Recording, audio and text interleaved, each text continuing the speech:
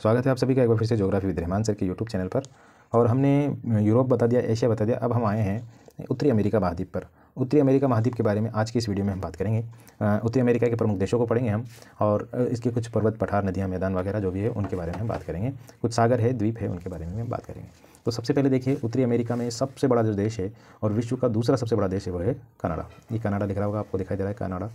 ये कनाडा देखिए, जो भी आपको जो आसमानी रंग दिखाई दे रहा है ये कनाडा का है। नीचे जो ये पीले रंग में दिखाई दे रहा है आपको, ये यहाँ तक, ठीक है। ये लाइन दिख रही है आपको, ये वाला जो संयुक्त राज्य अमेरिका है, ठीक है। यूएसए जिसको कहते हैं, दुनिया का सुपर पावर देश अभी वर्तमान में। और इसी का एक हिस्सा ये है जिसको हम अलास्का के नाम से जानते हैं, ठीक है। ये अलास्का है, ये भी संयुक्त राज्य अमेरिका लिख रहा है, देखिए यहाँ पे संयुक्त राज्य अमेरिका का एक पार्ट है। यानी कि 49वां राज्य है ये। 48 राज्य आपको अमेरिका के यहाँ पर मिल जाएंगे। अमेरिका के जो भी राज्य हैं इनको जो है व्यवस्थित तरीके से काटा गया है, बांटा गया है, ज्यामितीय आधार पर कहते हैं इसको।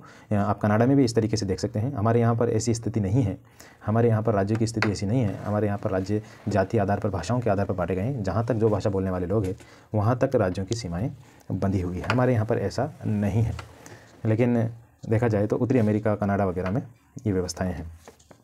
तो उत्तरी अमेरिका में दो देश आपने देख लिए, कनाडा और यूएसए, दोनों बड़े देश है। तीसरा बड़ा देश मेक्सिको है।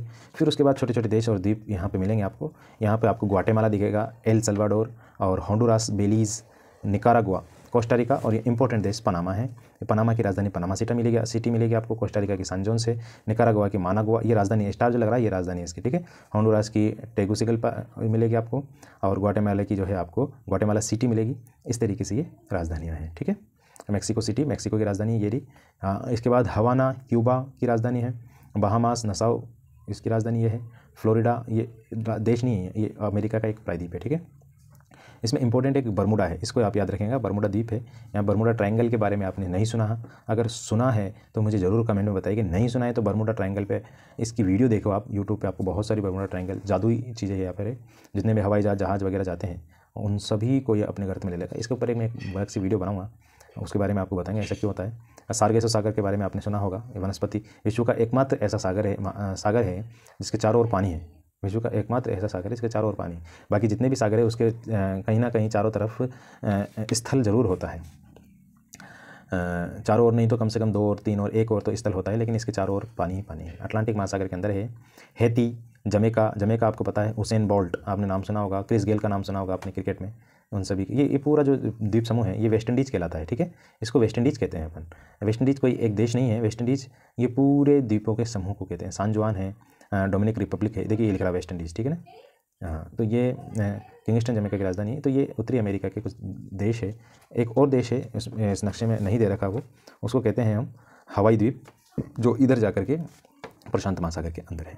तो ये उत्तरी अमेरिका है। उत्तरी अमेरिका के अंदर ही इसको भी लिया जाता है ग्रीनलैंड।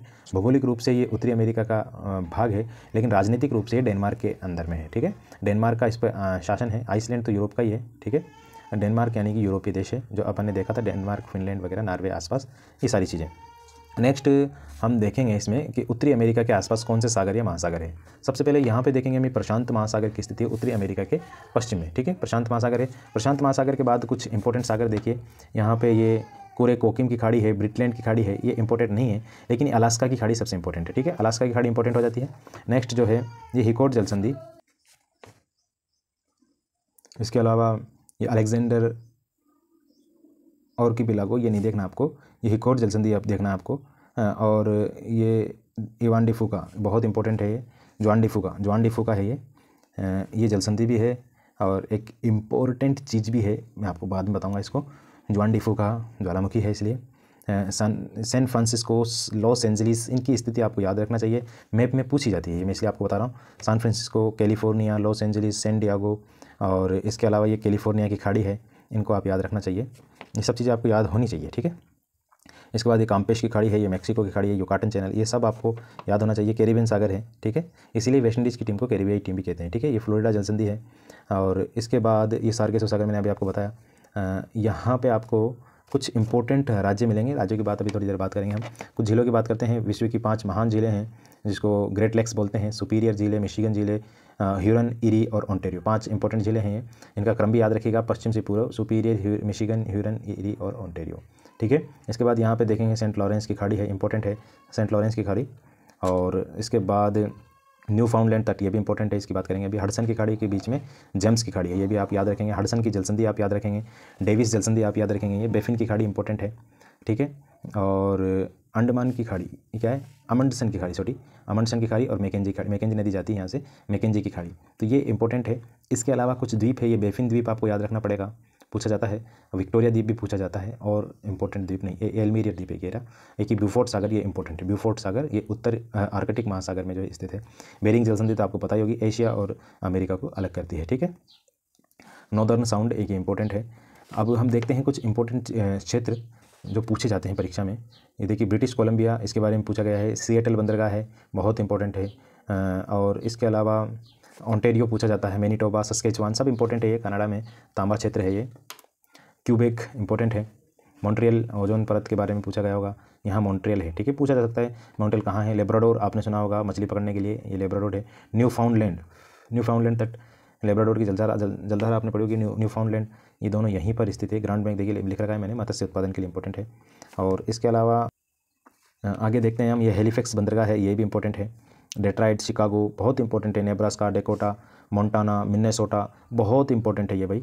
अब देखिए ये जो क्षेत्र है यहाँ पर, ये उत्तरी अमेरिका का पूर्वी तट है।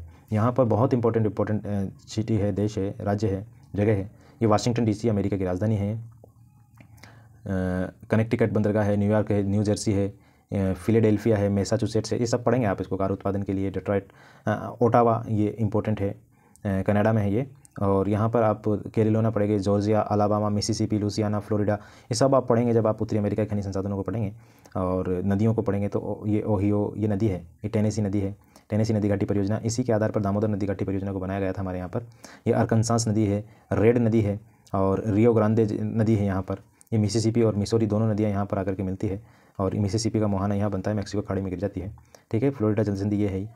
और ये कोलोराडो का पठार है यहाँ पर, कोलोराडो एक जगह भी है यहाँ पर। एरिजोना, कैलिफोर्निया के जंगलों में भी आग लगी थी, आपको बताओ तो यहीं था, ठीक है। सैन फ्रांसिस्को, लॉस एंजलिस, इनकी जो है हॉलीवुड का बहुत इंपॉर्टेंट जगह है, यहीं पर कैलिफोर्निया के जंगलों में आग लगी थी अभी। मैक्सिको में आपको ज़्यादा कुछ याद रखने का है नहीं। ये पनामा आप याद रखेंगे, क्योंकि पनामा नहर यहीं पे, ये देखिए, ये दिख रहा है आपको, ये दक्षिण अमेरिका को उत्तरी अमेरिका से अलग करने वाली पनामा नहर है, ये यहाँ पर है। और ये उत्तरी अमेरिका के कुछ प्रमुख सागरों को हमने देख लिया और जगहों को हमने देख लिया। अब उत्तरी अमेरिका के पर्वत पठार वादी चीज़ों को देखते हैं। तो ऊपर देखेंगे, यहाँ पर आपको दिखेगा सबसे पहले, ये आपको दिखेगा ब्रुक्स पर्वत है, यहाँ पर ब्रुक्स पर्वत है। उसके बाद अलास्का पर्वत आपको नजर आएगा। यूकन का पठार भी अलास्का पर्वत को पास में ही यूकन का पठार कहते हैं। मैकिनले इसकी सबसे ऊंची चोटी है, मैंने आपको बताया है। ये अलास्का प्रायद्वीप है, और ये अलास्का की खाड़ी है, यूकन की खाड़ी भी कह देते हैं। इसके बाद ये रॉकीज़ पर्वत श्रेणी है, ये रॉकीज़ पर्वत, देखिए रॉकीज़ पर्वत श्रेणी है। इसके अंदर ही कुछ तटीय पर्वत श्रेणियाँ हैं, ये कैस्केड पर्वत श्रेणी है, सियरा नेवादा, मैंने आपको बताया हुआ है पहले। ये सेल्कर्स पर्वत है, कोलोराडो का पठार इंपॉर्टेंट है यहाँ पर, मैंने अभी थोड़ी देर पहले बताया आपको। ग्रेट साल्ट झील ये भी इंपॉर्टेंट है। और इसके अलावा सैक्रामेंटो पर्वत है, और सियरा माद्रे ये एक पर्वत श्रेणी है। सियरा माद्रे ओरिएंटल और ऑक्सीडेंटल दोनों हैं। और ग्वाटेमाला सिटी के अंदर कोई इंपॉर्टेंट है नहीं। और यहाँ पे एक इंपॉर्टेंट पर्वतमाला मिलेगी आपको, अपलेशियन पर्वतमाला, अपलेशियन और एल्गिनी पर्वत, ये दोनों पर्वतमाला इंपॉर्टेंट है। और ऊपर देखने को मिलेगी आपको, यहाँ पर एक पर्वत है, इस पर्वत को कहते हैं टॉनगेट पर्वत, ये भी आप देख के जाएंगे तो अच्छा रहेगा।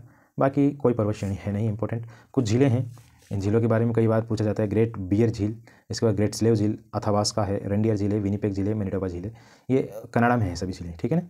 ये सभी झीलें कनाडा में हैं। इनके बारे में आपको सस्केचुआन ये नदी है, और एक मैकेंजी नदी है, ऊपर जाती है मैकेंजी खाड़ी में, यहाँ पर ये मैकेंजी नदी यहाँ पर है, ये आपको याद रखनी पड़ेगी, ठीक है। ये जेम्स की खाड़ी, हडसन की खाड़ी, ये भी इंपॉर्टेंट है। लॉरेंशिया का पठार ये इंपॉर्टेंट है, लॉरेंशिया का पठार, इसको याद रखिएगा। दो पठार हैं, लॉरेंशिया का पठार और यहाँ पे कोलोराडो का पठार, दो इंपॉर्टेंट पठार यहाँ पर आपको देखने को मिलेंगे। इसके अलावा यहाँ पे आपको सेंट लॉरेंस की खाड़ी है, ये इंपॉर्टेंट याद रखिएगा आप। न्यू फाउंडलैंड तट को याद रखिएगा, न्यू फाउंडलैंड द्वीप को याद रखिएगा, और बरमूडा को याद रखिएगा ख़ास तौर से, ठीक है। और बाकी इन द्वीपों को याद रखे तो ठीक, नहीं रखे तो इनमें से प्रश्न नहीं पूछे जाते हैं अक्सर। और ये पनामा की खाड़ी, पनामा नहर, पनामा स्थल डब्रू मध्य, स्थल डब्रू मध्य देखिए, अभी जल डब्रू मध्य जलसंधि पढ़ा था आपने, स्थल डब्रू मध्य ही ये दोनों स्थलों को जोड़ने की, यानी कि इन दोनों को अलग कर रहा है। कैरिबियन सागर और पनामा खाड़ी को अलग करता है, या कैरिबियन सागर कह सकते हैं, या फिर अटलांटिक महासागर कह सकते हैं। प्रशांत महासागर इधर है, अटलांटिक महासागर, इन दोनों को जोड़ता है कौन सा, पनामा नहर, और अलग करता है ये डब्रू मध्य, इसको पनामा जल डब्रू मध्य कहते हैं। तो ये उत्तरी अमेरिका का नक्शा था, हमने आपको दिखाया, इनकी बारीकियों को, इनकी इंपॉर्टेंट चीज़ों को मैंने आपको दिखाया।